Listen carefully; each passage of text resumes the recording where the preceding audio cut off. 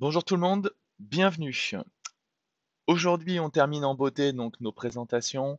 Enfin, toutes les présentations étaient belles en soi, ainsi que votre présentateur, bien sûr. Aujourd'hui, pourquoi je dis qu'on termine en beauté? On va terminer sur un sujet un peu plus pointu, un peu plus péchu, techniquement, commercialement aussi.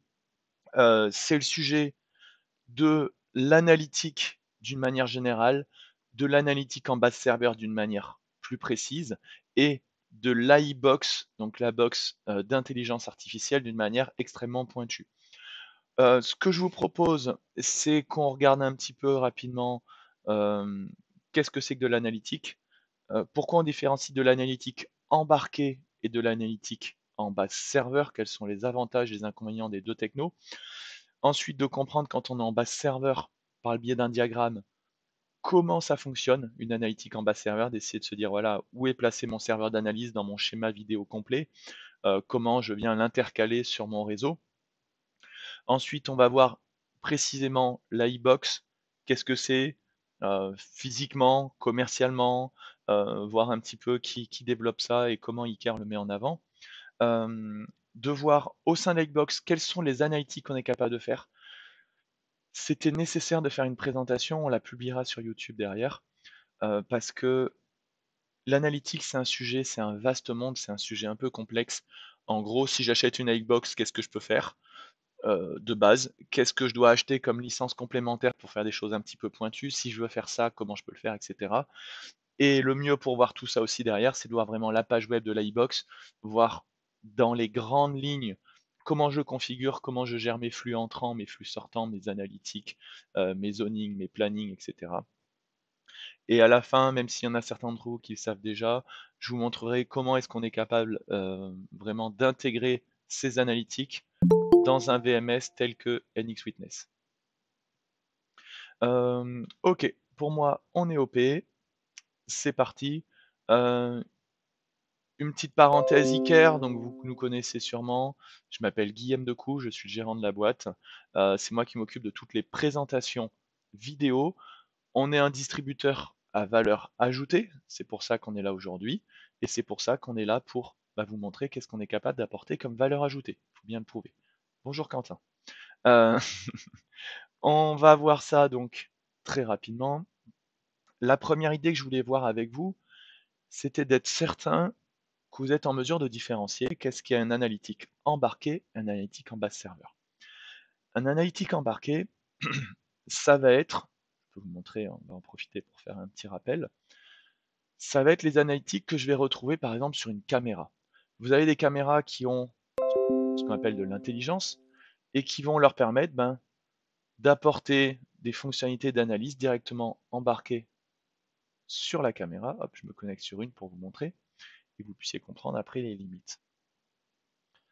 Voilà, donc typiquement là j'ai une caméra, donc c'est les gars Maillot de chez UNV où j'ai trouvé par exemple voilà, de l'intelligence.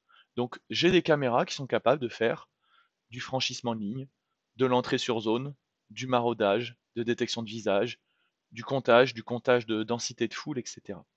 Elles sont de plus en plus performantes. Si je viens sur les caméras UNV, par exemple sur les derniers modèles, on est capable de détecter si c'est un piéton, si c'est un vélo ou si c'est une voiture. Donc ça commence à être intéressant, par contre ça reste limité. Une caméra, c'est un peu comme un ordinateur. Il y a un processeur, il y a ce qu'on appelle un chipset dedans, qui va être en mesure de créer des analyses. Sauf que bien sûr, vous, vous doutez que dans une petite caméra, on n'aura pas un chipset extrêmement puissant, donc mes analytiques, des fois, vont manquer un petit peu peut-être de performance. Vous l'avez peut-être déjà fait, des fois on utilise des caméras thermiques, elles ont de l'analyse embarquée, mais pour certaines raisons, on préfère utiliser l'analyse d'un serveur, d'une solution vraiment dédiée à ça. Et là, on va rentrer dans ce qu'on appelle un analytique en base serveur. Ça veut dire quoi? Ça veut dire que, hop, je vais essayer de vous montrer mon petit diagramme que j'ai préparé pour vous. Où es-tu? Où es-tu? Où es-tu? Tu es là. On va finir sur un analytique où on va avoir un serveur d'analyse déporté. Ça veut dire que ce n'est plus mes caméras qui vont faire mon analyse. Voilà.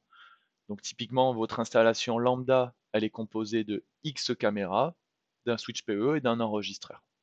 Sauf que là, au lieu d'utiliser l'analytique de ma caméra, je vais venir poser sur mon réseau un système, un serveur d'analyse. Votre serveur d'analyse, vous avez deux solutions aujourd'hui sur le marché. Soit vous avez des systèmes d'analyse qui vont fournir uniquement le logiciel, donc ça sera à vous de prévoir le matériel, donc vous allez acheter le logiciel à la société Tartampion, et vous allez devoir acheter un serveur sur lequel vous avez installé l'analyse. Ça a certains avantages, ça a quand même un inconvénient, c'est en termes de simplicité, c'est que ça vous oblige, vous, à dimensionner le serveur en fonction des analyses que vous allez faire. Si c'est pas forcément votre métier, c'est pas très simple à aborder, et qui plus est, si votre analyse fonctionne mal, le développeur de logiciel pourra toujours dire c'est pas de ma faute, c'est le matériel qui n'était pas adapté à l'analyse que vous avez déployée dessus. Donc, sur l'iBox, ce qu'il va y avoir d'intéressant, c'est qu'on va avoir le logiciel et le matériel fournis sur un seul et même appareil, ce qui va vous éviter d'aller graviter sur deux fournisseurs différents pour trouver votre solution.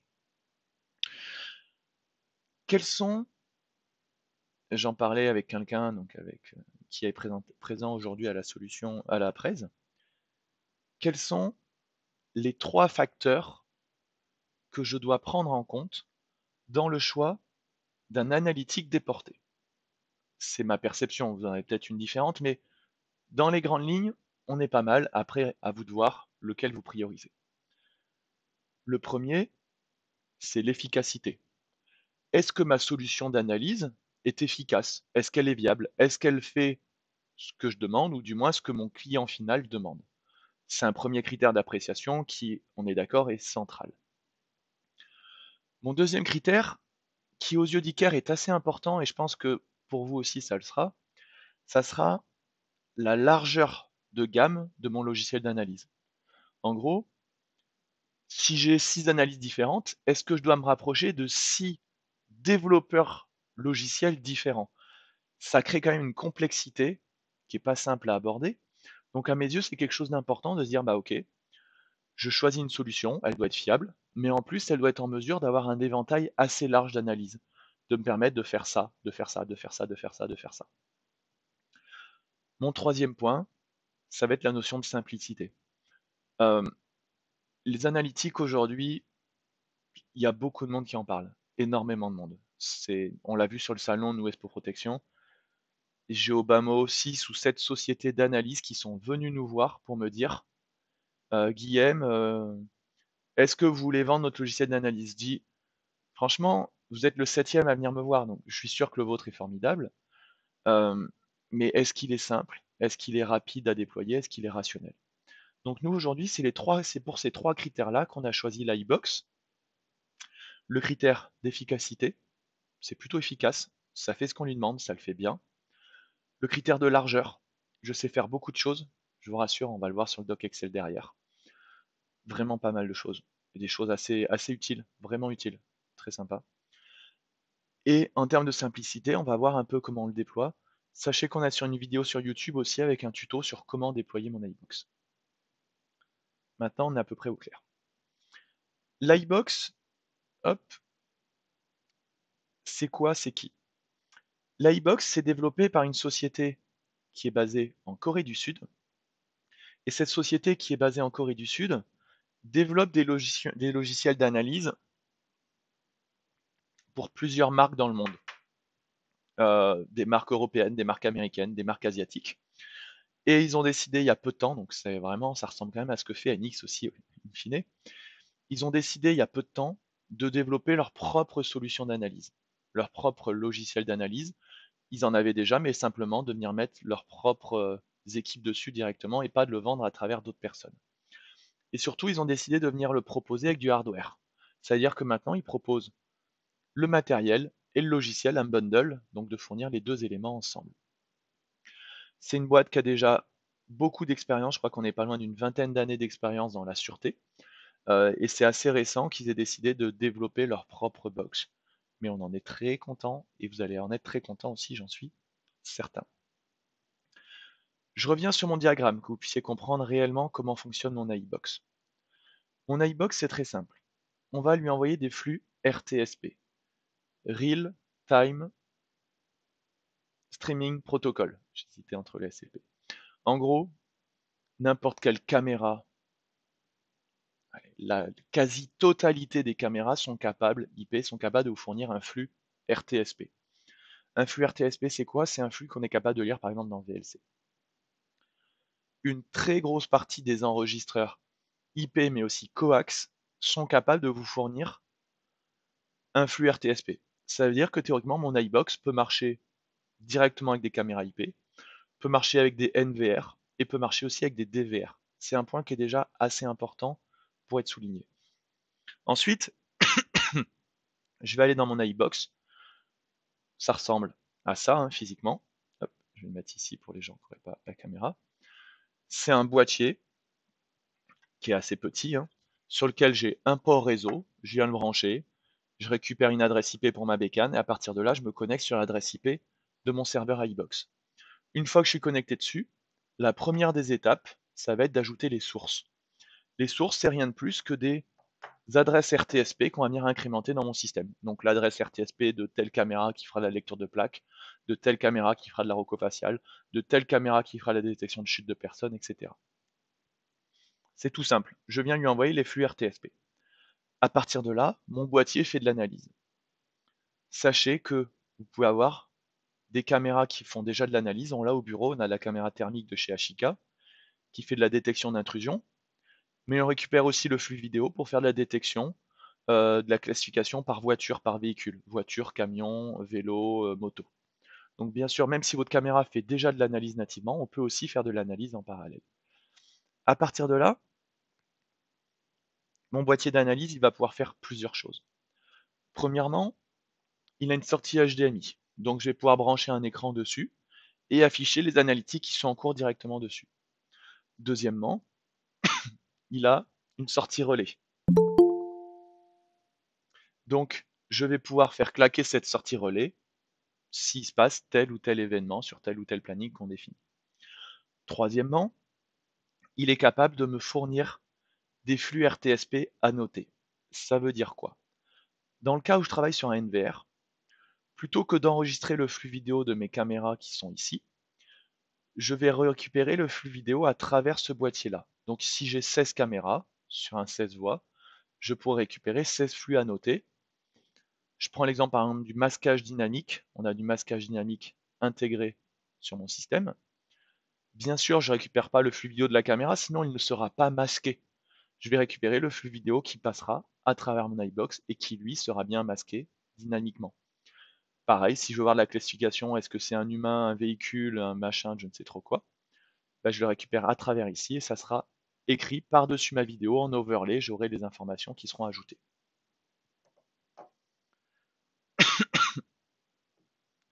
Alors, Julien, si tu peux me reposer la question en fin quand on sera sur NX, parce que justement je vais l'aborder ça.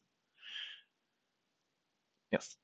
Ce que je peux faire aussi, il y a deux autres éléments que je peux faire, c'est que je peux pousser de la métadonnée en API. Ça, c'est ce que je vais faire avec du NX. Donc concrètement, si j'ai du NX qui tourne, j'envoie le flux vidéo de ma caméra directement vers mon NX. Donc mon NX interroge la caméra directement. Et les métadonnées, ce qu'on va appeler les overlays qui vont se rajouter par-dessus, vont être ajoutés par mon iBox. Donc, à la limite, je vais répondre à la question de Julien. Si l'iBox plante, crash, disparaît, etc., bien sûr, j'ai toujours mes flux vidéo dans NX. Par contre, je n'aurai pas les métadonnées d'analyse qui seront en overlay par-dessus, elles auront disparu le temps du crash ou le temps où l'appareil sera offline. La dernière solution que je peux faire, qui est listée ici, mais également ici, c'est que l'iBox gère ce qu'on appelle des requêtes HTTP, ce qu'on appelle des événements génériques. Ça veut dire que si vous avez un système, alors il y a des gens que j'avais invités qui ne sont pas venus, c'est dommage, qui travaillent beaucoup sur le milieu de la santé. Si vous avez un système d'appel malade en DECT, si vous avez de la GTB, si vous avez de la GTC qui gère les requêtes HTTP, moi je suis capable de pousser des informations vers ces systèmes tiers. Concrètement, vous avez un système de GTB, mon iBox détecte un départ de feu, je suis capable d'envoyer l'info à la GTB qui va venir ouvrir les issues de secours, par exemple. J'envoie une requête vers mon système de GTB qui dit open gate, enfin ou ouvrir porte, hein, on peut le faire en français. Dans mon système de GTB, je me connecte, je vais dans mon moteur de règle, je dis Si tu reçois un truc qui dit Open Gate Fire, tu m'ouvres toutes les portes de telle zone par exemple. Donc ça, c'est toutes les manières que j'ai de dialoguer. HDMI, sortie relais, requête HTTP, flux vidéo annoté et métadonnées. C'est énorme quand on y pense. Ça peut, pour vous, vous voyez juste un schéma, vous dites bah c'est bien, c'est un schéma Guillaume, mais d'avoir un système d'analytique qui est capable de faire 5 choses à la fois, c'est plutôt puissant, surtout quand on voit qu'il travaille avec n'importe quelle caméra, coax ou IP à partir d'un flux RTSP. Est-ce que tout est clair pour vous pour l'instant? Est-ce que vous êtes heureux et épanoui? Bon, je vois, je vois des gens qui acquiescent, donc pas de problème pour moi. Maintenant, on va aller dans le vif du sujet. La fameuse question, Guillaume, c'est bien ton iBox, mais qu'est-ce qu'on est capable de faire avec? Ça, normalement j'ai terminé, je vais le laisser quand même au cas où. Alors, sachez que si un jour vous cherchez, hop, des infos sur l'iBox, vous allez juste sur notre site ici, vous tapez iBox, entrée, et vous aurez les box 4 voix, 16 voix, et toutes les licences spécifiques qui sont vendues à part. Si vous êtes client Iker et qu'on vous active un compte, vous aurez directement votre prix d'achat qui sera affiché online, ainsi que la dispo sur stock. Comme ça, au moins, si vous voulez même passer commande, vous dites bah, je voudrais un iBox 16 canaux avec une classification par genre, du floutage, du machin, du truc. Vous faites votre petite tambouille et vous passez commande comme des grands. Mais vous pouvez aussi nous appeler, bien sûr. Ne vous inquiétez pas pour ça. Moi, ce que je vais vous montrer, c'est... Hop, j'ai vraiment du monde. Ok.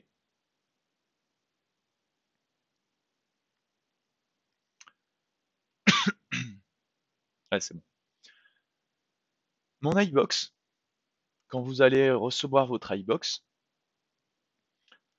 voilà, vous la recevez, banco. Tout ce que vous avez où il y a écrit free, c'est-à-dire tout ça, c'est gratuit. Ça veut dire que c'est inclus dans le prix de l'iBox. Donc vos systèmes, concrètement, nativement, il va être capable de faire de la classification humain-véhicule.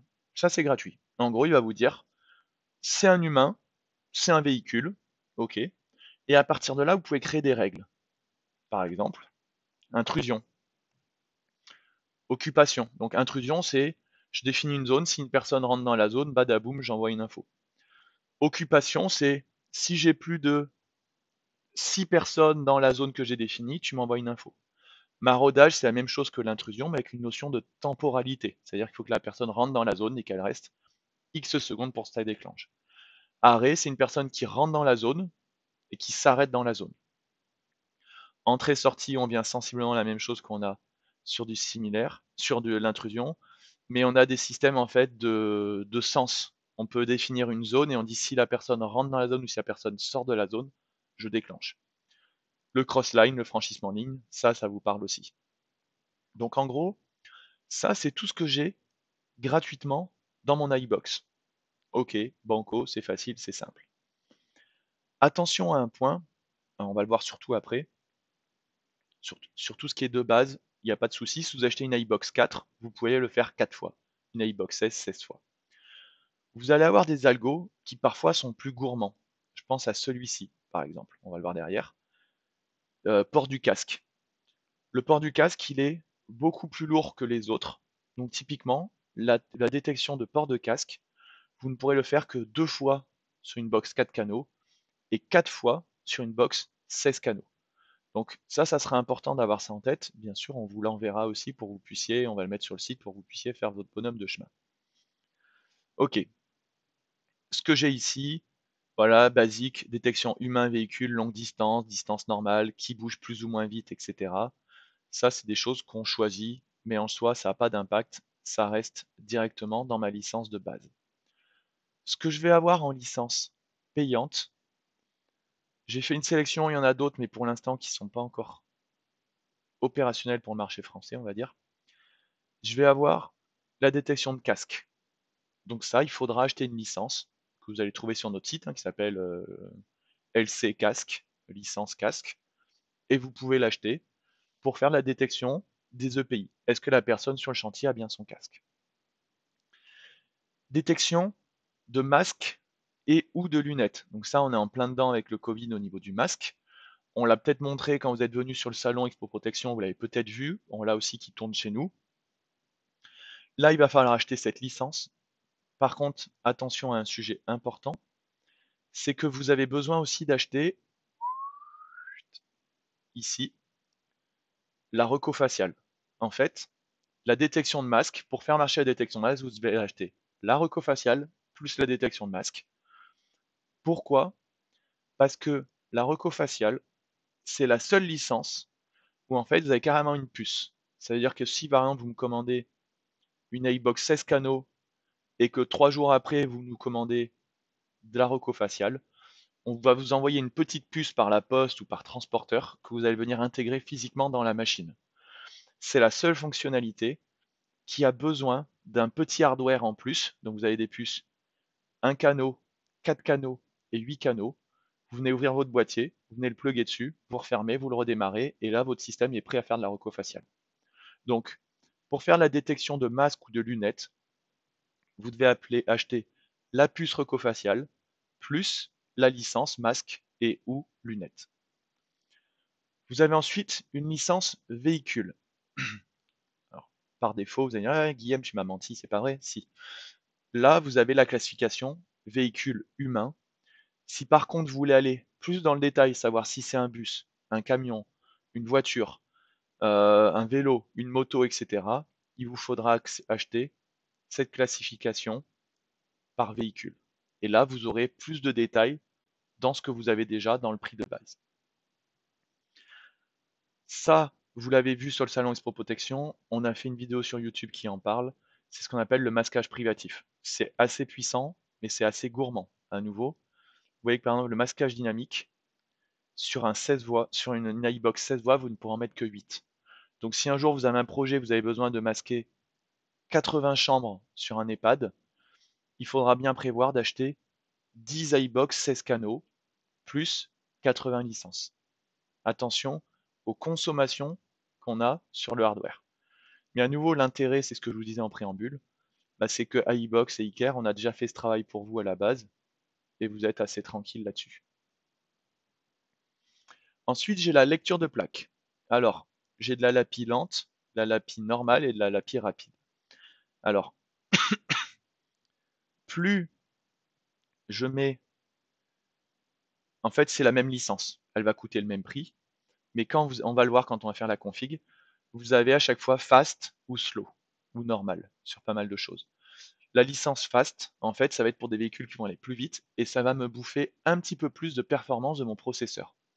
Donc en gros, si votre but c'est de lire des plaques au drive de chez McDo, vous pouvez très bien le traiter en lente, vous pouvez aussi le mettre en rapide, en soi les deux marcheront tout aussi bien, si ce n'est que le rapide va utiliser un peu plus de processeur.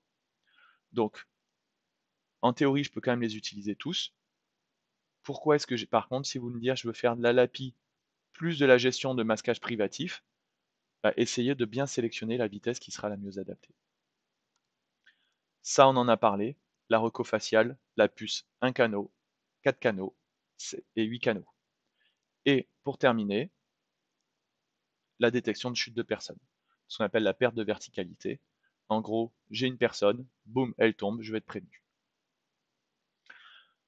Ça, je vous l'ai mis juste pour info, on a quelque chose d'un peu plus complet. La grande question, c'est, je pense que Julien avait eu cette question aussi récemment, combien il faut de pixels pour détecter une personne ou un humain sur mon système? Donc, par exemple, sur de la détection d'intrusion. Si vous utilisez l'iBox pour faire de la détection d'intrusion en périmétrique, ça va vous permettre de savoir combien de pixels je vais avoir besoin. Pareil, tout à l'heure, vous allez voir que la détection d'intrusion, j'ai un phare, un normal et un fast. Suivant l'algo que je vais utiliser, l'algo phare, il va utiliser un peu plus de ressources. Par contre, il aura besoin d'un peu moins de pixels pour fonctionner. L'algo normal, pareil. L'algo fast, ça sera pour des personnes qui passent très vite sur ma zone. Bien sûr, j'aurai besoin d'avoir plus de pixels. 2 fois plus de pixels que sur mon algo phare, par exemple.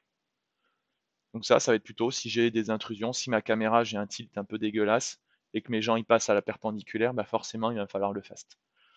Et ça, bien sûr, c'est 1, 3%, etc. sont soumis aussi, vous le savez déjà si vous êtes professionnel, sont soumis à des implantations type. Ça veut dire que si vous installez votre caméra comme un pied et votre caméra elle filme à 90 degrés, forcément ça ne marchera pas. Il y aura des contraintes d'installation qu'on pourra vous envoyer aussi. Euh, Est-ce que vous avez des questions sur cette partie Excel avant que j'embraye sur la page web du système? Alors, oui et non. C'est pas aussi simple que ça. La résolution max de traitement, on a un mix des deux en fait. Il y a à la fois une résolution max de traitement et un nombre total de chipsets utilisés. C'est un peu compliqué à mettre en avant sur le fichier Excel, mais on va voir que dans la iBox, quand je vais me loguer sur la page web, que je vais ajouter mes sources, automatiquement il va me calculer la résolution supportée et mon chipset processeur utilisé. Directement, ça s'incrémente en fonction effectivement de la résolution, etc. En soi, l'analytique, même ici vous n'avez pas forcément la notion, vous aurez pas forcément de gros résultats positifs supplémentaires sur une caméra 8 mégas que sur une caméra 5 mégas par exemple. L'analytique d'une manière générale n'a pas besoin d'un nombre énorme de pixels. Alors c'est sûr si vous mettez une caméra en 720p, ça risque d'être un peu dégueulasse. Mais bien sûr que si vous êtes sur de la 4K, ça va utiliser beaucoup de processeurs, mais pour un gain qui sera extrêmement faible par rapport à ce que vous aurez sur de la 5MP. Ce qu'il faudra privilégier à l'inverse de la 4K, ça sera plutôt de la luminosité, donc plutôt de partir sur des capteurs Starlight. Donc les capteurs Starlight en 4K, c'est pas trop ça, on est plutôt sur du 5MP, voire du 2MP. Donc privilégier plutôt de la sensibilité à la lumière plutôt que du pixel pour avoir une cohérence de détection d'intrusion dessus. Alors, question de Sébastien. L'iBox peut-il gérer des rapports, par exemple sur le comptage, le nombre de femmes, objets, etc. Donc, oui. Alors, il y a un truc que j'ai pas montré tout à l'heure, c'est que bien sûr, dans la mesure où je détecte des intrusions, des franchissements en ligne, je peux aussi faire du comptage. Je peux aussi faire de la distanciation sociale. Je peux faire plein de choses en fait avec l'iBox. J'avais un doc, alors, attendez, je vais essayer de vous le montrer. Et après, je réponds d'une manière un peu plus pointue sur ce que nous demande Sébastien. Hop. Alors, mince. Par exemple, voilà, je vais être en mesure de compter le nombre de personnes qui vont rentrer. Je peux incrémenter et combiner plusieurs règles. Donc ça, c'est une licence spécifique aussi, que j'ai pas mis dans le tableau pour l'instant. Si j'ai plusieurs portes d'entrée, plusieurs portes de sortie, etc. Ça, on l'a vu à une époque. Donc je vais donner par exemple 25 personnes max dans mon magasin. Quand je suis en dessous des 25, je viens faire claquer le relais de mon petit boîtier et badaboum, ça m'allume une lumière verte. Je peux aussi faire du comptage, c'est ce que vous avez dit, sur une zone, de dire voilà, si j'ai 7 personnes dans la zone, au-delà de 7 personnes, je crée une alerte. Je peux détecter du port de masque. Je peux détecter également de la distanciation, c'est-à-dire que si j'ai deux personnes qui sont trop proches l'une de l'autre, je crée une alerte. Le masque aussi, etc. Pareil sur de la fichaille. Alors c'est un truc à part sur la fichaille parce que c'est très compliqué à faire. C'est une licence à part, la classification sur fichaille. C'est c'est très compliqué parce que votre algo il doit être capable de déwrapper par lui-même les éléments pour détecter que c'est un humain. Et pareil sur la distanciation sociale entre différentes personnes par exemple. Euh, Ça on va le voir après. Pour revenir à la question donc de Sébastien, donc oui, mais j'ai pas encore trop creusé. J'en ai tous les jours et je les supprime. Alors, faut que je regarde ces quatre. J'ai mon iBox qui tous les jours m'envoie un rapport de comptage. Je vais voir si je peux en retrouver un. Euh, Comptage. Un rapport de comptage. À quoi il ressemble? J'en ai reçu un le 8 octobre. Je ne l'ai pas supprimé celui-là. Hop. Ça, c'est un truc que je reçois tous les jours. Enfin, tout. Ouais, voilà. Donc, je l'ai ici. Vous voyez, alors j'ai mis mon adresse mail en expéditeur. J'ai un rapport quotidien par heure du nombre de personnes qui ont franchi, etc. Donc, combien de personnes sont rentrées, combien de personnes sont sorties, et combien ça me fait. Alors, dans ma rue, c'est pas logique, mais en gros, combien il y avait de personnes dans mon magasin à telle heure. Donc, à 7 heures, il y avait moins une personne dans mon magasin. À 8 heures, il y avait moins 3. Pourquoi j'ai des erreurs? C'est parce que c'est dans la rue, donc forcément, les gens qui passent dans un sens ne passent pas forcément dans l'autre. Et ça, j'ai mon rapport quotidien par mail en CSV par heure avec le nombre total de personnes dans mon magasin, le nombre de personnes rentrantes, le nombre de personnes sortantes. Et celui-ci, je ne sais pas ce que c'est, sincèrement. Je sais pas. J'ai pas trop creusé. Mais voilà, c'est bien un mail, un fichier CSV que je reçois tous les jours. Et que je m'obstine à supprimer, il faut que je m'occupe de l'enlever. Ok. Est-ce que vous avez d'autres questions avant que j'embraye? Pareil, n'hésitez pas. Allez.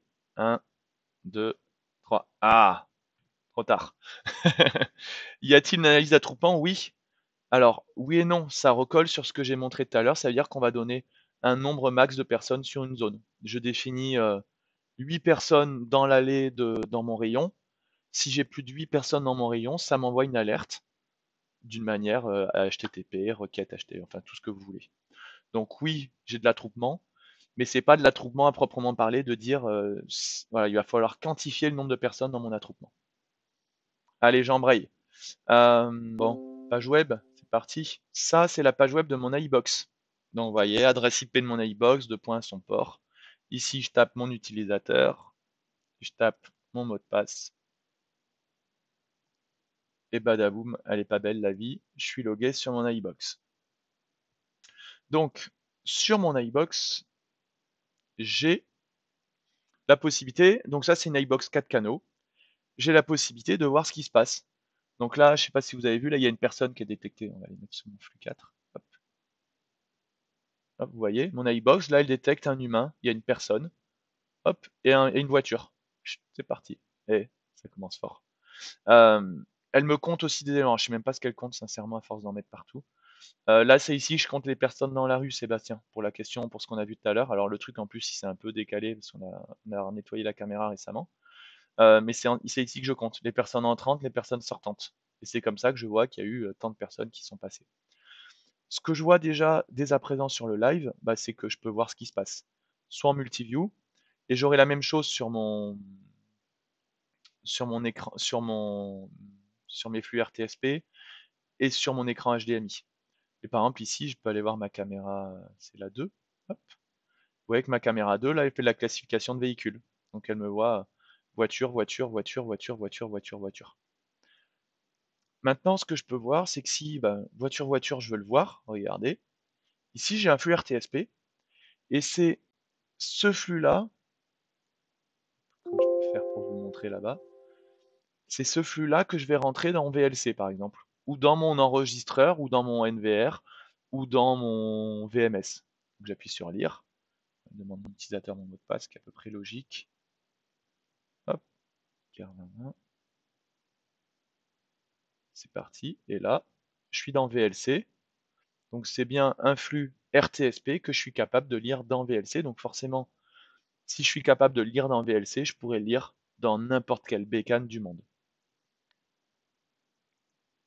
Hop. Si ça vous parle pas VLC, RTSP, bah, je suis désolé, mais je pourrais pas aller trop dans les détails aujourd'hui. Faudra apprendre par vous-même. Mais en gros, le flux, je l'envoie au jeu. C'est ça que je voulais vous dire. Et donc, y compris mon flux aussi multiview qui est assez intéressant, qui me permet de voir une caméra multiple à la fois. Hop, on va aller voir, puisque c'est assez intéressant, là il y a des choses qui tournent. Donc là, j'ai bien la détection de personnes. Tout à l'heure, on a vu passer le bus, vous l'avez peut-être pas vu, mais il y avait écrit truck, donc camion, il a détecté que c'était un camion qui passait, etc. Voilà. Et là, il va compter le nombre de personnes qui sont arrêtées dans la zone et compagnie. Ok, c'est parti. Là, j'ai rien de plus à vous montrer. Si, alors, il y a un petit bouton, mais sincèrement, on s'en sert pas. C'est qu'on peut armer ou désarmer le système. Ça veut dire qu'en fait, ça va permettre d'inhiber l'ensemble de vos règles. L'opérateur, on peut dire, il se connecte là-dessus et quand il appuie, ça inhibe toutes les règles. Il n'y a plus aucune règle qui est active. Toutes les règles de détection d'intrusion, de comptage, de je sais pas quoi, etc., elles disparaissent. Donc c'est la possibilité, depuis un seul bouton, de venir virer toutes mes règles. On s'en sert assez peu parce qu'au final, c'est quand même intéressant de détecter des intrusions malgré tout.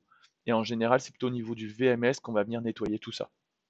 On va dire à mon VMS, récupère chaque fois qu'il y a une intrusion. Par contre, tu me dis quand il y a une intrusion que la nuit. Le reste du temps, ça m'intéresse pas. Ce que je vois ici, d'ailleurs, on peut le voir. C'est le nombre de personnes qui ont franchi à nouveau ici, qui ont franchi dans l'autre sens. Combien de fois il y a eu plus de 10 personnes dans la zone, donc 0, heureusement. Combien de fois il y a eu plus de 2 personnes dans ma zone? 832 fois. Donc il y a eu 832 fois plus de 2 personnes dans cette zone, etc. Et mon système, je peux faire des resets quotidiens ou journalier, c'est pareil. Quotidien, journalier, hebdomadaire, mensuel, etc. Et là, il dit combien il y a de personnes dans cette zone ici. Donc, il doit y avoir une personne dans les toilettes, plus moi dans mon bureau, j'ai ma porte ici. Donc, il y a 2 personnes présentement. Allez, c'est parti. Ici, c'est là où je vais gérer mes sources. Donc, en gros, c'est là où je vais pouvoir intégrer le flux RTSP de ma caméra. Donc, ici, on met le nom de ma caméra. OK, c'est caméra bureau. Ici, parking, showroom, coursif, ça, c'est un nom au choix. Ça, bien sûr, il faut mettre l'URL RTSP de votre caméra. Si vous voulez savoir comment on trouve un flux RTSP, ben, soit vous cherchez par vous-même, soit vous allez directement sur ce qu'on appelle ODM, On-View Device Manager. Et ODM, il est capable de vous donner tout ça comme un grand. Vous loguez sur la caméra, vous allez, je sais plus où c'est, bon, faut que je me logue.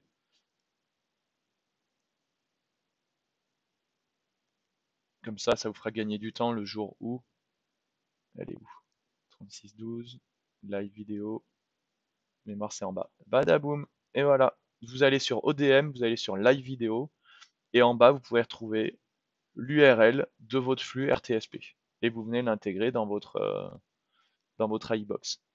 À partir de là, donc ici je vois mon AI d'algorithme, je suis à 855 sur 1000, donc je suis borderline, mais ça passe. Et ici c'est le statut, ça c'est par rapport à ma résolution, Julien, pour la question que tu posais tout à l'heure. Donc ici ça me permet de voir, est-ce que j'ai trop envoyé de flux vidéo? Si j'avais envoyé trop de flux, bah, ma machine elle aurait été saturée. Voilà, vous voyez, vidéo decoding limit. Donc, ça dépend de 2 choses, de la résolution de la caméra et des FPS. Et ici, mon AI algorithme, ça dépend de la puissance de ma box. Donc, il faut juste pas dépasser les 1000, de toute façon, au bout d'un moment, il va vous le refuser. Donc, par exemple, si j'avais voulu mettre 4 détections de chute de personnes ou 4 masquages dynamiques, il m'aurait envoyé bouler en disant ça passe pas. À partir de là, vous sélectionnez ici la détection que vous voulez. Alors moi j'en ai beaucoup parce que j'ai activé pas mal de licences. Mais vous avez des choses qui sont gratuites. Ce que je vous disais, Human Vehicle phare, c'est gratuit. Human Vehicle normal, c'est gratuit. Human Vehicle rapide, c'est gratuit. Human phare, c'est gratuit. Human normal, c'est gratuit. Machin, c'est gratuit. Ce qui va être payant, c'est mon privacy masking, mon masquage privatif, ma reco-faciale, ma lecture de plaque, ma reconnaissance par genre, femme, homme, ma détection de chute de personne, ma classification par véhicule, ma classification fisheye, ma classification port du casque et ma classification des parts de feu. Ça, c'est des licences à part que je suis venu charger dans mon système. Je vous montre pas où c'est dans le système, on vient charger des licences, on vient coller le code licence, et à ce moment-là, c'est disponible. Et ça, vous le faites sur l'ensemble de vos 4 caméras, en vous assurant de ne pas dépasser la capacité maximale de votre système. Une fois que vous avez fait ça, bah, vous avez déjà fait 3/4 du boulot. Vous pouvez aller dans AI Detector. L'AI Detector, ça va être la capacité de paramétrer un petit peu dans le détail mon système. Vous sélectionnez votre caméra, parking si tu veux. Et là, par exemple, il va me proposer de faire plusieurs choses. Déjà, il va me proposer de faire des exclusions de zone. Une exclusion de zone, c'est une zone sur laquelle je ne veux pas faire d'analyse. Alors moi, je l'ai mise là parce que la palette, il n'arrêtait pas de faire des fausses erreurs à détecter que c'était je sais pas quoi, parce que c'est assez complexe, etc. Et ici, je l'avais mis là, alors maintenant je peux l'enlever, parce que j'avais la date et l'heure de la caméra à la base. Ensuite, je vais définir, hop, ce que j'ai fait ici, mes tailles mini et maxi. Ça, c'est super important. Donc en gros, ça dit qu'il faudra que mon objet fasse minimum cette taille-là pour qu'il soit comptabilisé. Ça va m'éviter quoi? Ça va m'éviter que ma caméra, enfin mon iBox, elle essaye de classifier les voitures qui sont tout au fond. Pourquoi j'évite de faire ça? Parce que ça n'est pas fiable. J'ai pas assez de pixels tout au fond pour aller détecter si c'est une voiture ou un camion. C'est beaucoup trop loin. Et pareil, des fois vous allez avoir des objets qui sont trop proches. Des fois nous on a des camions de livraison et ça fout le bordel parce qu'il prend les 3/4 de l'écran. Et je peux définir une taille maxi d'objet. Forcément mon algo, quand il a le camion juste devant et que le camion il prend les 3/4 de l'image, c'est compliqué pour lui de classifier qu'est-ce que c'est réellement. Donc il peut me faire des faux positifs là-dessus. Donc on vient mettre, c'est facultatif, hein, bien sûr, on les met ou on les met pas. Ça, c'est vous qui voyez. Ensuite, il y a des éléments, mais je vais pas rentrer dans les détails ici. Ça, c'est mon taux de confidence. En gros, qu'est-ce que je suis prêt à accepter comme fausse erreur? Plus vous allez le monter, plus vous allez choper d'informations, ou c'est l'inverse, je sais plus. Mais en gros, c'est assez important de venir travailler là-dessus. Et ça, je l'ai sur l'ensemble de mes caméras. Alors vous voyez, par exemple, les tailles mini et maxi, je les ai pas définies sur celui-ci. Par contre, j'ai fait une exclusion pour pas aller compter les gens qui sont tout au fond. Ça m'intéressait pas. Donc voilà. Une fois que j'ai fait ça, bah, je vais aller vous montrer aussi ce que j'ai dans la reco faciale. Dans la reco faciale, ici, je viens créer des groupes. Alors, en France, c'est interdit. On a des gens qui sont du Luxembourg, je sais pas quelles sont la loi au niveau du Luxembourg. Mais ici, je viens créer un groupe. Voilà, créer Luxembourg. Add. Ici, j'ai créé une base Luxembourg. Maintenant, je vais dans les visages et je vais pouvoir ajouter des nouveaux visages. Soit depuis ma webcam.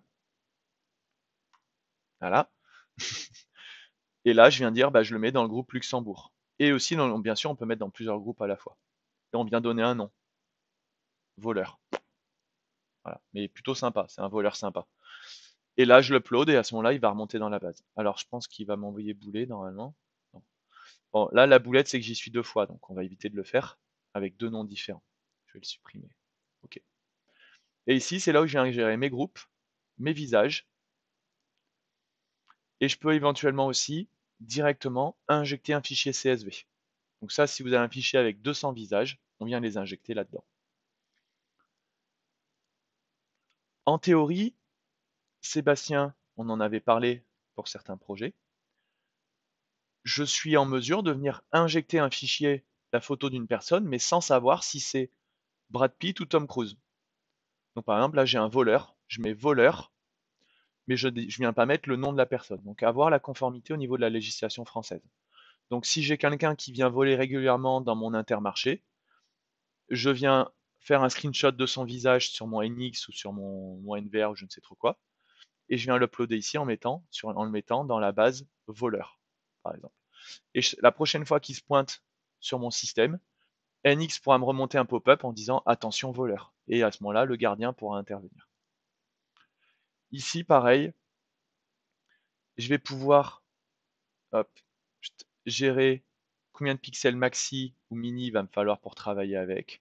Au niveau du blur, ça c'est le floutage. Est-ce que j'accepte un visage qui sera partiellement flou ou pas, etc. Et ici, c'est mes angles, voilà, que je vais accepter ou pas dans ma détection. Plus je vais accepter des angles importants, plus il faut s'attendre à avoir des saletés dans mes résultats. Soyez pas, vous leurrez pas là-dessus, hein. Si vous me mettez un pitch à 50 degrés, ben vous allez choper le mec quasiment au niveau de l'oreille, donc c'est peut-être pas très intéressant et vous allez avoir plein de fausses erreurs. Donc plus vous mettez des taux faibles ici, plus les résultats que vous aurez dans votre iBox seront fiables. Pareil sur ma lecture de plaque. Ici, je viens créer un groupe, hein. On va pas mettre Luxembourg cette fois-ci, on va être chauvin, on va être France. Voilà, et là j'ai le groupe France. Et ici, je peux venir rajouter des plaques. Plaque number, bah, j'y suis pas moi, tiens. FN 184 WQ. Owner name, c'est 2 coups. Le phone ne m'intéresse pas, la note ne m'intéresse pas. Et on va le mettre dans France et dans Iker. Ajouter. Donc là maintenant, j'ai la plaque de Guillaume Decou, ici, qui est enregistrée sur la liste Iker et France. Et donc si je veux demander à NX de m'envoyer une info ou à mon machin, ma requête HTTP ou j'en sais rien, ben mon iBox, elle va envoyer une requête HTTP en disant plaque FN184WQ, liste Iker, liste France. Et à vous, dans votre GTB ou votre GTC, de dire quand je reçois liste France, j'ouvre tel portail, par exemple. Et pareil, vous en doutez, je peux injecter un fichier CSV. La détection de chute de personnes, je peux éviter ce qu'on appelle les non-static objects. Ça, c'est pour éviter des objets qui ne bougent pas. Bon, il n'y a pas grand-chose à voir là-dessus. Maintenant, là où on va travailler, c'est là. Et c'est là, s'il vous plaît, ouvrez grand vos oreilles, ouvrez grand vos yeux, ouvrez grand votre esprit, votre chakra, pour comprendre ce que je vais vous expliquer là, parce que je vais pas y revenir. Euh, c'est bien beau de détecter ce qui se passe. Donc là, pour l'instant, j'ai même pas créé de détection, j'ai juste créé des sources. Maintenant, je vais devoir créer des détections. Donc, j'étais où tout à l'heure? J'étais AI Security. Donc, ici, j'ai créé voilà, mes détecteurs, machin, enfin, mes zones d'exclusion. Par contre, vous vous doutez, qu'est-ce que j'ai pas créé? J'ai pas créé qu'est-ce qui peut déclencher. Et c'est là où c'est intéressant parce qu'en fait, des règles, je peux en créer une flopée. C'est-à-dire que même avec une box 4 voies, je peux créer 40 règles si je veux. Autant que je veux. Parce qu'à partir du moment où je détecte un humain, je peux détecter de compter ces humains, je peux détecter de dire quand il fait un franchissement, je peux détecter de dire quand ils sont 3 dans la zone, je peux détecter, je peux faire plein de choses. Et là, c'est quasi nos limites. Donc en gros, vous avez les modes généraux et avancés. Donc moi, par exemple, ici, je vais créer une nouvelle règle avec vous. On sélectionne sur quelle caméra je veux travailler. Donc moi, je veux travailler par exemple sur la caméra du parking. Et il me dit, hop, ah oui, c'est pas la bonne, je vais plutôt me mettre sur la coursive, vous allez voir. Il me dit, sur celui-ci, j'ai l'algo car, bus, truck, bicycle, motorcycle qui est activé. Donc maintenant, qu'est-ce qu'il me propose? Il me propose par exemple de faire une règle uniquement pour les, je sais pas moi, uniquement pour les vélos. Ok, très bien. Je mets le nom, donc moi je vais l'appeler bike underscore, plutôt, parce que j'ai, après je m'embrouille un peu, plutôt comme ça. Canal 4, bike, rue, ok. Maintenant, je peux éviter, ça c'est pour éviter d'être notifié quand il y a un vélo qui reste pendant 2 minutes, d'être notifié plusieurs fois, etc. Alors on évite de le mettre parce que ça peut être intéressant. Ici, je peux mettre, alors il prend pas les accents, le vélo détecte. Je vais faire un reset tous les jours à minuit et tu m'évites. Ouais, laisse-le. Voilà. Maintenant, je vais définir une nouvelle zone. Je vais dire, bah, montre-moi chaque fois que tu vois passer un vélo dans cette zone-là. C'est rien. Hop. Je peux bien sûr créer des nouveaux points. Oh là là, c'est beau, hein. Je suis sûr que vous dites tout putain, il faut que j'en achète et tout. Iker, ils sont formidables, c'est des dieux, quoi. Euh, Maintenant, voilà, je peux classifier les objets mini. Donc, je dis, il faut que le vélo il fasse mini cette taille. Et s'il me détecte un vélo de cette taille-là, c'est qu'il y a un souci, quoi. Donc, je sais pas, si un jour il détecte l'arbre comme un vélo, j'en sais rien. Ok, appliqué. À partir de là,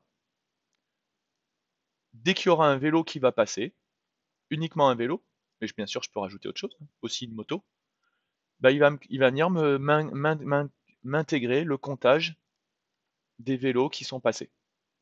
Et dans NX, ça va me dire vélo, vélo, vélo, etc. Enfin non, ça va rien me dire dans NX, oubliez ce que je viens de dire. Appliqué. Donc vous voyez maintenant, si je vais dans intrusion, j'ai une nouvelle règle. J'en ai un qui s'appelle CH4, bike rue. Uniquement pour des vélos. Et ça, vous pouvez vous en faire une flopée.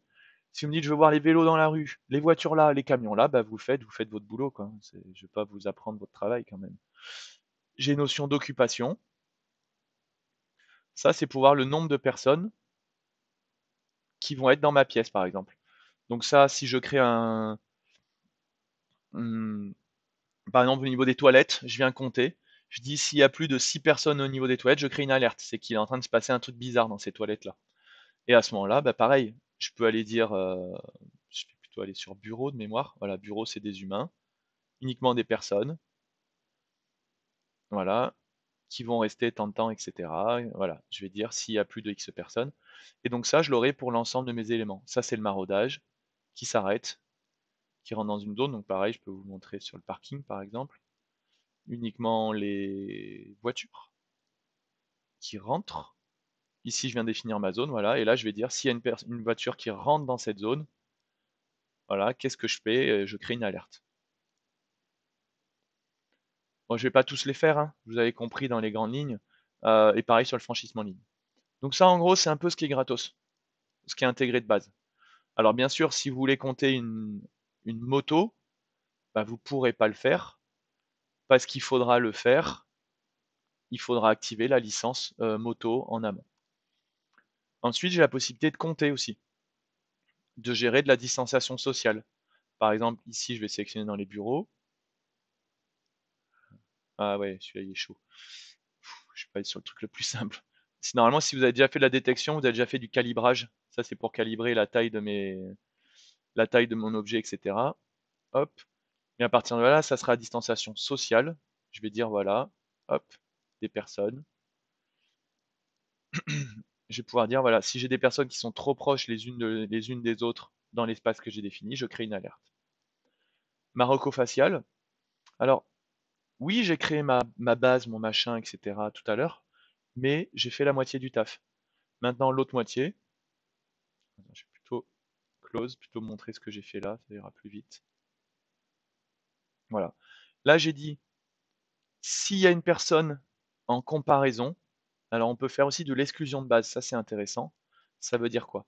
Vous pouvez dire s'il y a une personne qui n'est pas dans cette zone, qui n'est pas dans cette liste, je crée une alerte. Concrètement, vous allez enregistrer le visage de toutes les personnes qui ont accès à la salle des coffres. S'il y a un visage qui est détecté qui n'a pas le droit d'aller dans la salle des coffres, je crée une alerte. C'est de l'exclusion et non pas de l'intégration. Voilà, par exemple, ici, le nombre de similarités. Donc moi, je suis à 4. Tout à l'heure, on n'en avait pas forcément parlé, mais il faut qu'il y ait une similarité supérieure à 83%. Si le logiciel n'est pas sûr à 83%, ça ne va pas me créer une alerte. Détection d'êtres vivants, ça c'est pour éviter que si vous avez une affiche, avec un visage d'une personne qui ne détecte pas le visage. Il faudra que l'objet soit légèrement en mouvement. Et c'est ici que vous avez, voilà, il faut qu'il y ait au minimum 30, sur les 30 frames, qu'il y ait un mouvement, etc., pour que ça soit détecté comme quelqu'un de vivant. Je peux aussi normalement dire, voilà, patapoum, patapoum, patapoum, patapoum, 40 et 65. Voilà, cette fois-ci, je veux que tu me crées une règle que si c'est un homme entre 40 et 65 ans.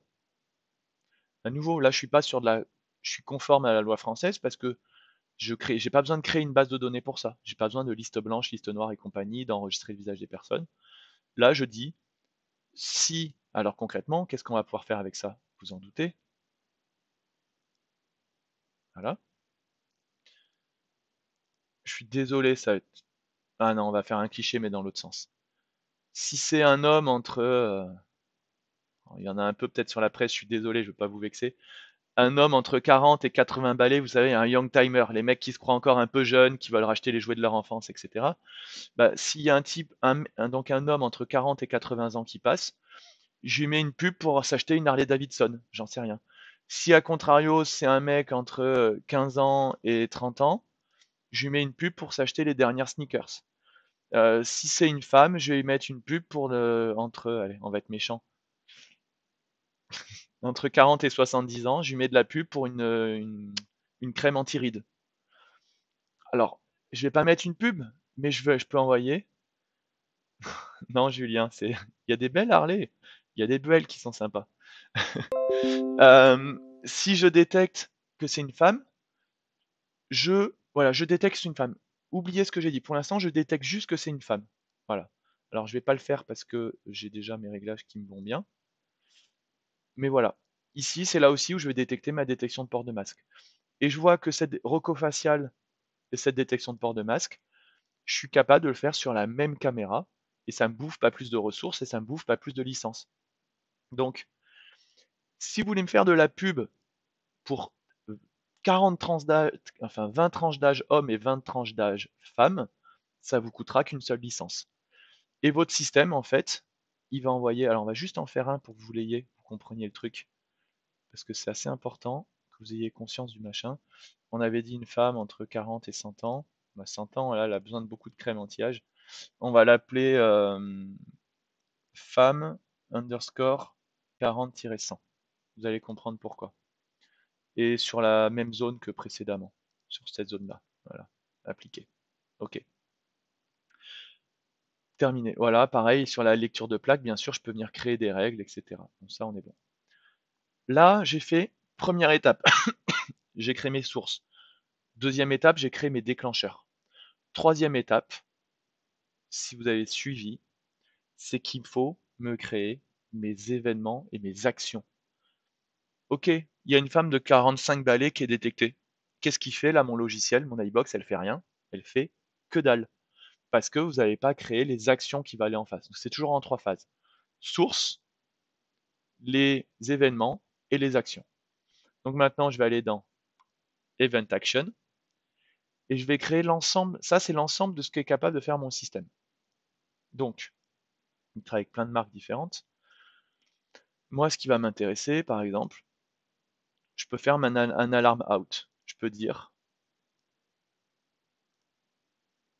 non, ça va être ailleurs. C'est plutôt, je vais vous les montrer ailleurs. Oui, non, ils existent. Voilà. Je peux dire, ouais, il y a un alarm out de 6 secondes, de 5 secondes, etc. Pareil au niveau de mon VMS, j'ai ce qui s'appelle un plugin. Donc ça, je sais pas si j'aurai le temps, on le verra à la fin. En fait, pour que NX fonctionne, vous devez installer un plugin sur NX.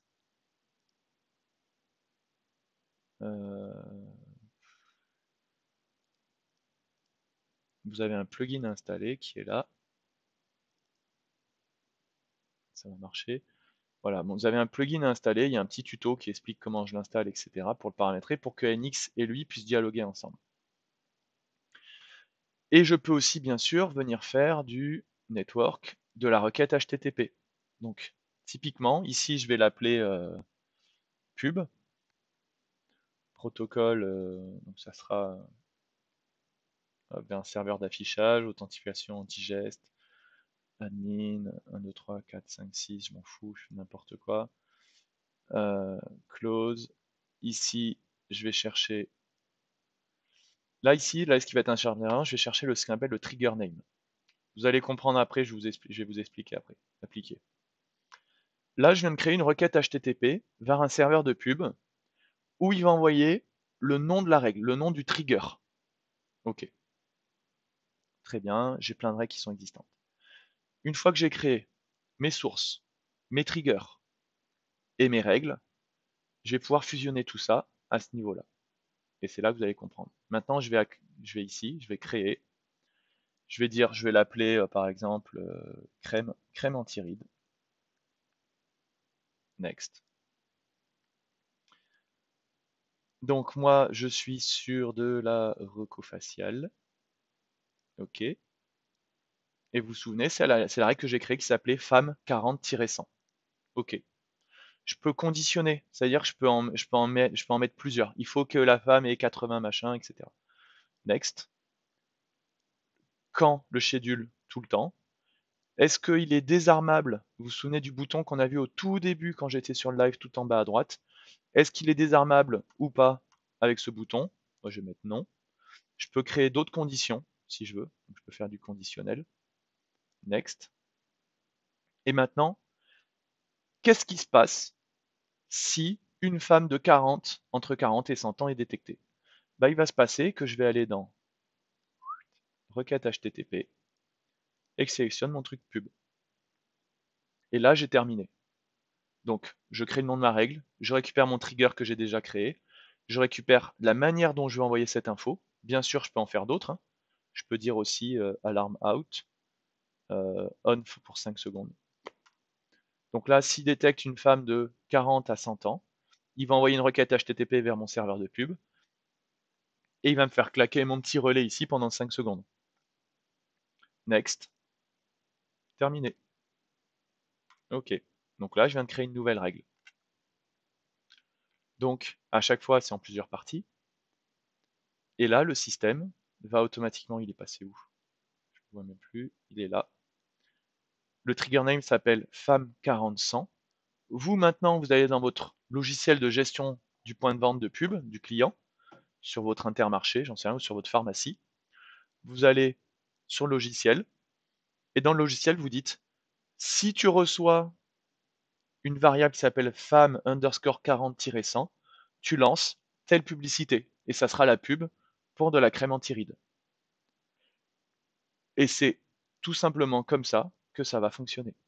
Vous allez créer vos règles au niveau de la e-box et au niveau de votre périphérique en face. Voilà, bien sûr, je peux venir les désactiver ou les activer si je le souhaite, ici assez facilement.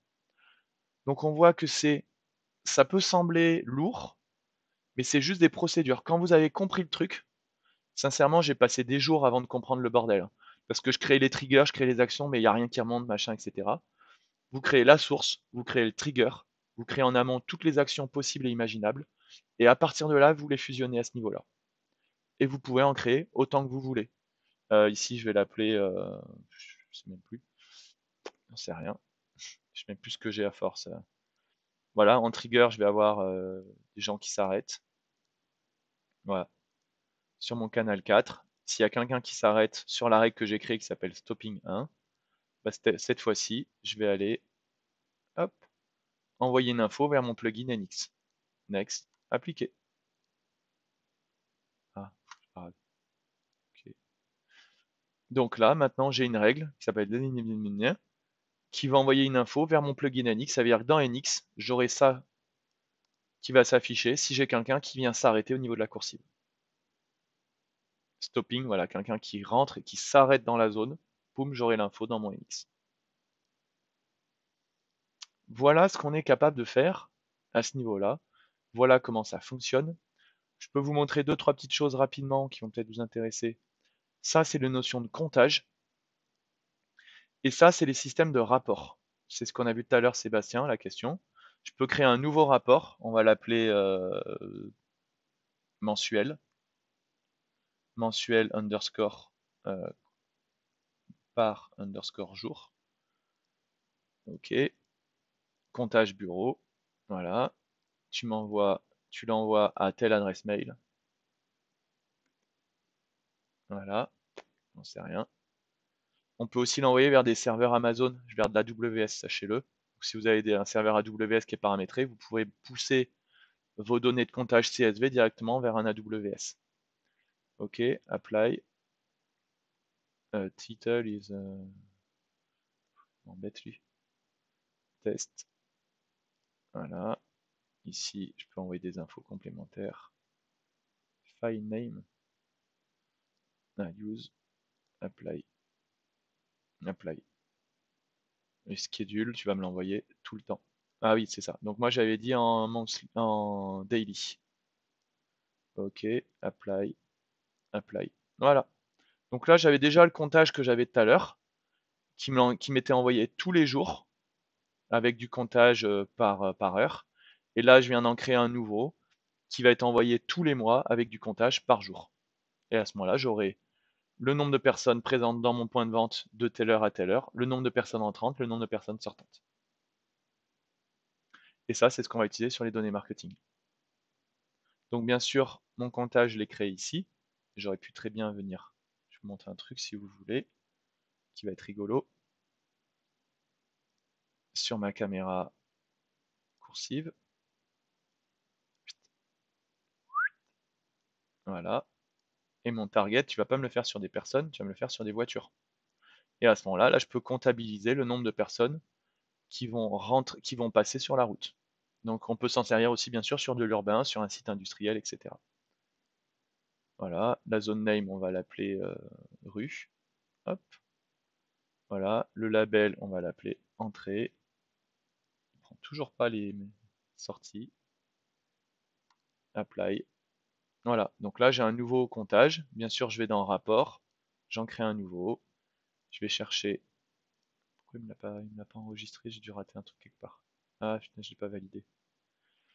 Bon, en tout cas, là, ici dans rapport, il aurait pu me proposer rue, et là, j'aurais pu avoir le rapport des personnes qui passent dans la rue, etc. Voilà, on a la possibilité de rechercher directement les logs au niveau de la lecture de plaque. Non, pardon, de la reco faciale. Bien sûr, il va pas vouloir aller me chercher des infos, je suppose.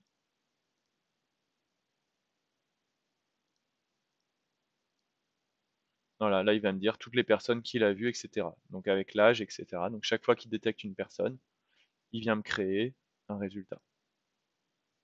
Je suis capable de retrouver les éléments à ce niveau-là. Sur la partie network, bah, c'est ici que je vais pouvoir adresser l'adresse IP de mon système. Sachez qu'il a une double carte réseau qui va permettre éventuellement de dialoguer sur deux réseaux différents, votre réseau caméra plus votre réseau client, si votre réseau caméra est cloisonné.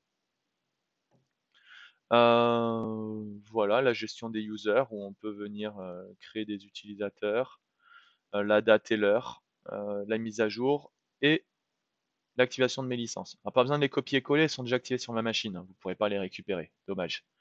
Mais voilà, donc moi j'ai chute de personnes, fichaille, véhicule, masque, distanciation sociale, comptage un peu spécifique, port du masque, etc. Donc ça, c'est les licences que j'ai pu ajouter sur mon système. Dernier aparté pour terminer, avant de vous libérer. c'est la manière d'intégrer tout ça dans NX.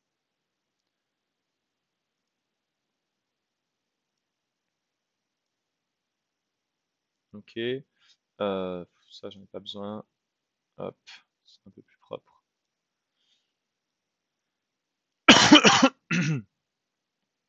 À partir du moment où vous venez cliquer, bien sûr il n'y a pas la caméra qui m'intéresse.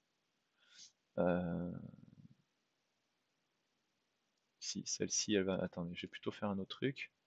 On va prendre celle-là. Donc vous voyez la truck, regardez, hop, truck, truck, truck, truck, truck. Car, car, car, car, car. Ça c'est quoi? Ça, c'est un sacré miracle, on appelle ça dans le jargon.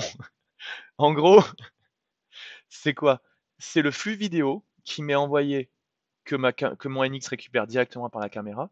Et ce que vous voyez qui se balade sur l'image, c'est la métadonnée qui est poussée par mon AI box. Et ça, enfin, pour vous, c'est rien, vous vous rendez pas compte de ce que c'est. Mais en gros, c'est-à-dire que mon AI box est capable de géolocaliser exactement où se trouve l'objet en même temps et de venir pousser la donnée vers mon système. Et vous voyez que ça marche sacrément bien. Désolé, j'ai un moustique. C'est pas un biotoc. Pareil, si je viens aller attraper. Putain, j'ai tout changé les noms. Euh, si je viens attraper L, si je viens attraper L, si je viens attraper. Non, pas L. Je sais pas où elle est. Ça s'appelle bureau. En gros, c'est mes 4 caméras où j'ai de l'analyse. Voilà. Ok, super. Si tu mets 2 fois la même, Guillaume, tu vas passer pour un lent du cerveau. Elle s'appelle, c'est elle que je voulais. Donc là, c'est toutes mes caméras. Je sais pas s'il y en a quelqu'un d'Iker qui est sur la presse. Euh, S'il y a quelqu'un qui peut aller se balader devant les caméras, s'il vous plaît. Devant J'envoie l'ensemble. Christophe. Voilà. Christophe, il me faudrait la coursive, il me faut la reco faciale en bas et il me faut les bureaux. S'il te plaît. Merci Christophe. Donc on va voir deux choses. On voit qu'on a bien l'overlay qui se rajoute par-dessus, donc ça c'est plutôt propre. Ah mince, bon, il y a Christophe qui vient de passer, désolé, je l'ai raté. Là on a personne. Normalement on devrait le voir repasser, je sais pas où, ici ou ici, je sais pas où il va aller en premier. Il va aller dehors. Vous voyez? Mon système, il vient m'incrémenter par-dessus le fait que c'est une personne. Hop. Ah, il va nous faire le grand tour. Et on a de la chance aujourd'hui. Et en plus, il est bien habillé, il est chic. Chic comme tout. Ah bah non, il fait pas le tour. Bon, c'est pas grave. En gros, par contre, regardez ici, il m'a détecté. J'ai pas de relecture pour l'instant, je pense. Dès qu'il va détecter quelqu'un, il va me l'afficher aussi en petite vignette ici, en plus de me le mettre en overlay. Alors, on va voir s'il veut bien aller sur ma caméra, mais je crois qu'il a pas envie aujourd'hui. C'est pas grave. Non. Bon, on verra pas ce qu'on est capable de voir. Jennifer, tu peux y aller, s'il te plaît, te balader dehors et te balader sur la rocofaciale? Je crois que les gens chez Iker sont tous morts. Je suis le seul survivant. Ah! Merci Jennifer. Donc voilà, là on la voit. Personne, hein, pas de souci. On va d'ailleurs la retrouver dans mon listing normalement. Alors, je sais pas encore où. Hop, Jennifer en détection de personnes. Et bien sûr, là, ça vient incrémenter mes comptages, ça vient incrémenter ma détection d'intrusion, ça vient incrémenter tout ce que je veux. Et on va pouvoir la retrouver ici.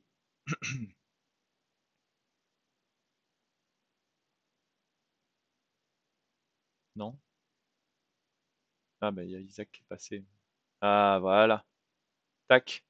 Donc là, j'ai bien un humain en détection, une personne avec toutes mes voitures autour, etc. Merci, c'est gentil. Voilà. On va pouvoir peut-être voir la reco faciale si elle y va. Vous voyez, j'ai des intrusions, donc j'ai eu 12 intrusions dans ma zone. Il vient me rajouter, m'incrémenter l'info ici. Voilà. Donc, en gros, moi, je voulais juste vous montrer ça. Pourquoi? Que vous puissiez voir là, tout ce qu'on est capable de faire. Et bien sûr qu'on peut ensuite faire de la recherche. Ça veut dire que je vais pouvoir sélectionner une zone et dire montre-moi chaque fois que tu as vu passer une personne ici. Et il va me montrer, NX va me montrer directement les résultats sur le nombre de personnes qui sont passées dans ma zone et je vais pouvoir les retrouver et bien sûr cliquer dessus. Si je veux voir le moment, bah ça, hop, Mehdi qui est passé, je peux cliquer et voir le moment où la personne est passée. Et si je passe en accéléré, vous allez voir, il va me montrer uniquement les personnes qui sont passées. Tac, 10h13. hop, 10h13, 24, etc. Il va incrémenter tout seul comme un grand. Donc, il y a deux choses que... C'est fixe, hein. On Ah n'a bon? pas vu bouger. Vous le voyez plus bouger l'image? Non, c'est resté fixe. Ah mince, alors attendez. Pourquoi c'est fixe? Non, Quentin, avec la tête, vous pouvez me dire ça fonctionne pour vous ou pas? Nous, ça ne fonctionne pas, c'est fixe aussi. Ah mince. En fait, j'ai mon logiciel d'enregistrement d'écran qui a planté et qui m'a fait planter des trucs. Je vais juste relancer NX. Je vais arrêter la presse, relancer la presse. Faut pas faire ça la semaine prochaine, hein, Guillaume. Non, mais j'enregistrerai pas la semaine prochaine. C'est mon logiciel d'enregistrement qui me fait planter le truc. Euh, hop, hop. Là, ça fonctionne l'écran? Yes. Ouais, Bon, ouais, bah, ça va. impeccable. Donc en gros, l'intérêt qu'on va avoir, euh, flux optique. Par exemple, si je définis une zone, alors je sais pas si j'en aurai ici, je sais rien. Ici, je lui dis, bah, montre-moi uniquement des humains, des personnes. Bah, il va venir me nettoyer le truc pour montrer exclusivement quand il y a des personnes qui sont passées. Donc c'est ça qui va être intéressant. Et je vais pouvoir bien sûr le passer. Et à nouveau, vous avez en plus un petit trait jaune.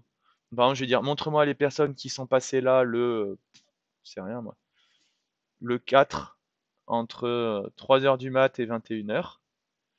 Il y a eu 60 personnes qui sont passées par là. Justement, j'ai un chat, je voulais voir s'il me détecte le chat ou pas. J'ai pas l'impression. Si, il m'a chopé le chat, ce couillon. Et là, j'en avais un qui avait l'air pas mal, j'ai vu qu'il y avait pas mal de monde. Hop. Ah oui, il me montre que la personne qui est rentrée dans ma zone. Logique. Par contre, si je vire la notion de zone, vous voyez que là, il voit l'ensemble des personnes qui sont à l'image. Donc il me détecte l'ensemble des personnes qui sont présentes, etc.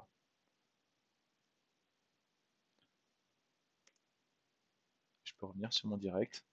J'ai un camion, c'est parfait. Voilà comment après ça remonte en X. Donc ce qui est assez bluffant à mes yeux, premièrement, ça fonctionne bien. Deuxièmement, c'est assez simple.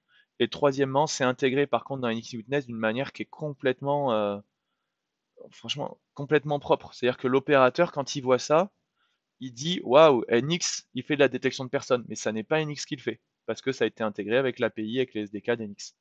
Et je suis capable d'avoir des choses qui vont être assez puissantes sur mon système.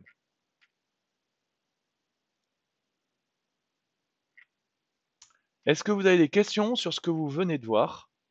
Des remarques, des interrogations, je sais pas quoi, n'importe quoi. Je vous écoute. Par texto.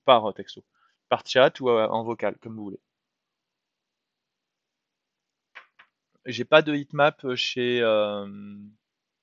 pas de heatmap sur la iBox. Donc aujourd'hui, c'est pas une fonctionnalité que j'ai dessus. De mémoire, ça fait partie des trucs qui sont en TBD, donc ça veut dire en cours de développement. Mais pour l'instant, j'ai pas pu le tester et le valider. C'est le problème de chez Icar, je pense que vous le savez, c'est qu'en général, on va ne commercialiser que des choses qu'on a testées et qu'on maîtrise. Donc si on a quelqu'un qui nous dit ça va arriver, ça va être fonctionnel, on a du mal à en parler tant qu'on l'a pas validé par nos soins. On est un peu précautionneux, mais au moins vous êtes rassuré sur le sujet. Julien, pas de questions?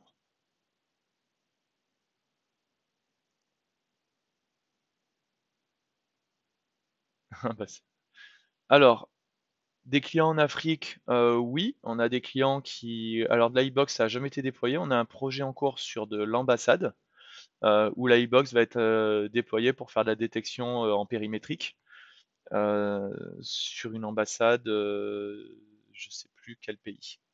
Donc oui, on a des clients intégrateurs avec lesquels on travaille sur des projets, mais en général, c'est des projets un peu spécifiques. C'est pas du tout venant, c'est quand même assez atypique pour qu'on aille sur ce type de projet. Non, aujourd'hui, j'ai pas de détection d'oubli de personne. Pas de souci, Quentin. Au revoir. Euh, voilà, donc ambassade États-Unis au Mali. La détection d'oubli de personne, non, je l'ai pas sur cette solution. D'oubli de personne, d'oubli d'objet. Donc non, aujourd'hui c'est pas quelque chose que je pourrais faire avec l'iBox. en sachant que la détection d'objets, elle est faite par pas mal de caméras en natif, donc c'est peut-être une solution à creuser. Mais sur de l'iBox, j'ai pas cette possibilité. Alors, pour l'intégration plugin iBox, donc oui, c'est ce qu'on a vu tout à l'heure, hein. J'ai un, j'ai un mode d'emploi qui existe, qui explique tout de A à Z sur la manière de l'intégrer, etc. Donc en fait, il va falloir installer, hop, un logiciel. Juste, ici. Voilà, donc là j'ai le mode d'emploi sur le déploiement du système, etc. Comment je l'installe? Donc en fait, il doit être installé sur, sur Windows, enfin sur Windows ou sur Linux hein, d'ailleurs, sur le serveur. C'est-à-dire que le plugin doit être installé sur le même serveur que là où est installé le NX Witness par exemple. C'est sur la même bécane que ça doit être installé. L'âge affiché, oui, effectivement, est estimatif. On l'a pas vu parce que c'est quelque chose que je regarde d'ailleurs régulièrement, mais on va juste par exemple voir sur Isaac. Je vais vous montrer sur un de nos gars. Ouais, ce même type, il est détecté à 23 ans, à 29 ans, à 25 ans, etc. Il va être détecté sur des âges différents et pourtant c'est la même personne. Mais ça reste de l'estimatif. C'est pas moi qui l'ai rentré dans le logiciel en disant cette personne-là a 23 ans.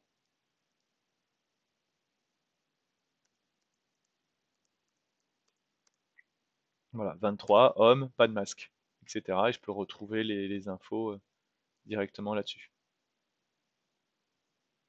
Donc c'est bien une estimation, mais ça reste assez pertinent. C'est pas fiable à l'année près, hein, même à 2-3 ans près, c'est impossible. Il y a des gens qui ont bien sûr semblé plus jeunes que ce qu'ils sont, mais un peu comme vous, monsieur Allen, ou quand vous voyez quelqu'un, vous des fois vous lui donnez 30 ans et en fait il en a 35. Donc la caméra aura les mêmes travers que vous, forcément.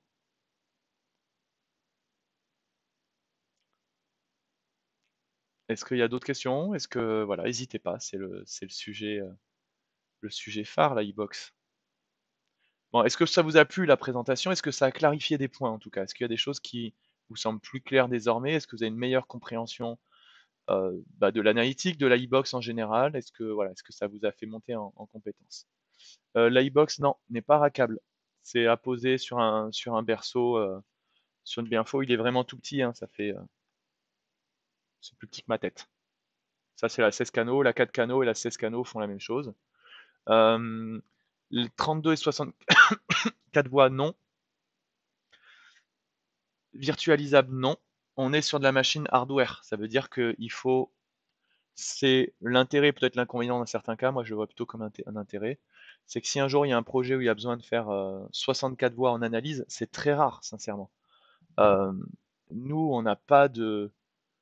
C'est très très rare d'avoir un projet où on fait l'analyse sur 100% des caméras. En général, on va le faire sur une partie des caméras. Euh, ou si on le fait sur 100%, c'est peut-être sur de l'intrusion, sur 8 caméras, sur un site, etc. Donc non, on a 16 voix, il va falloir multiplier, ça veut dire qu'on va mettre 1, 2, 3, 4 boîtiers différents et qu'on va charger éventuellement avec les licences s'il y a besoin de licences. Les mages ne sont pas automatiques, c'est dans la maintenance, on va pouvoir faire les mises à jour. Et les licences sont à vie, c'est-à-dire qu'il n'y a pas de SMA, il n'y a pas de mise à jour payante au niveau de l'iBox. Voilà pour répondre à ce défilé de questions. En moins de 3 minutes, j'ai eu plus de questions que toute la présentation. Donc pas de souci pour ces différents points-là.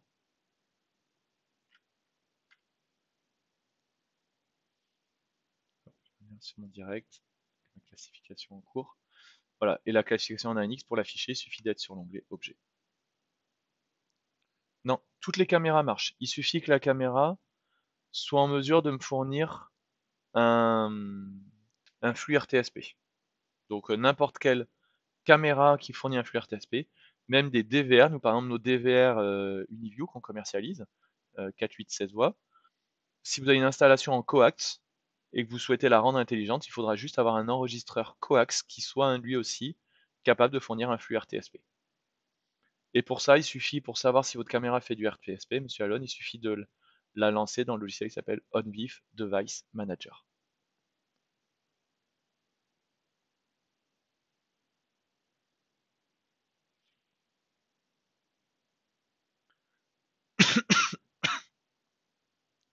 Donc la recherche par couleur, non, c'est quelque chose qu'on n'a pas dans Securinet, dans la iBox. C'est quelque chose qu'on aura dans un futur proche. Ça fait partie des tests qu'ils sont en train de faire. On les a vus récemment pour voir un peu notre cahier des charges. Donc pour l'instant, je n'ai pas de recherche par couleur dans la iBox.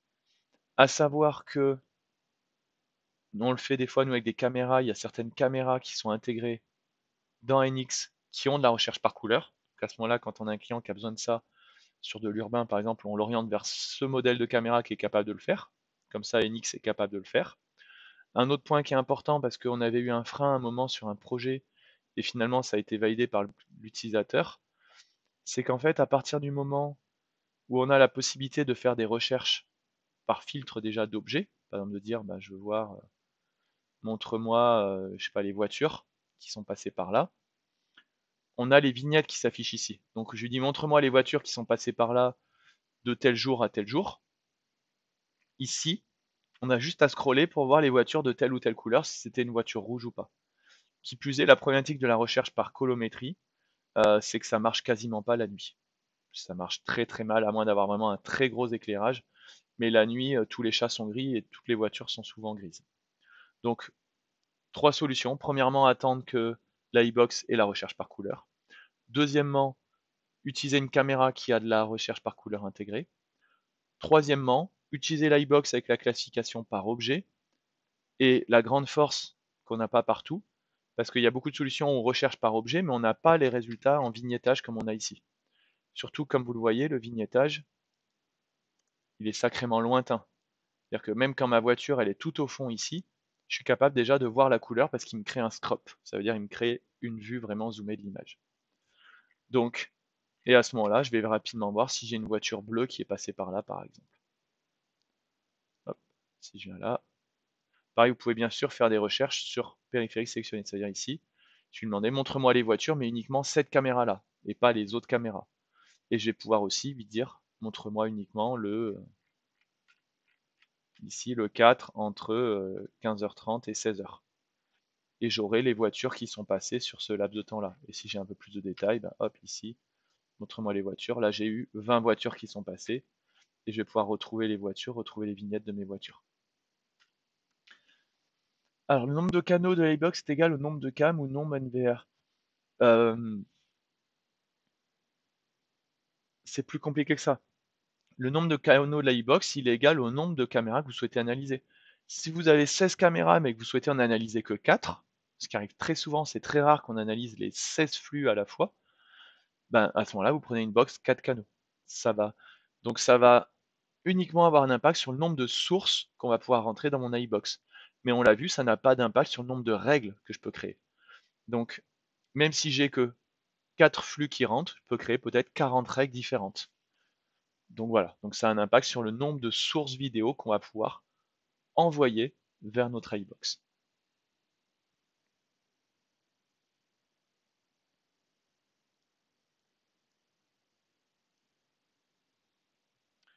Si c'est bon pour vous, je vous libère.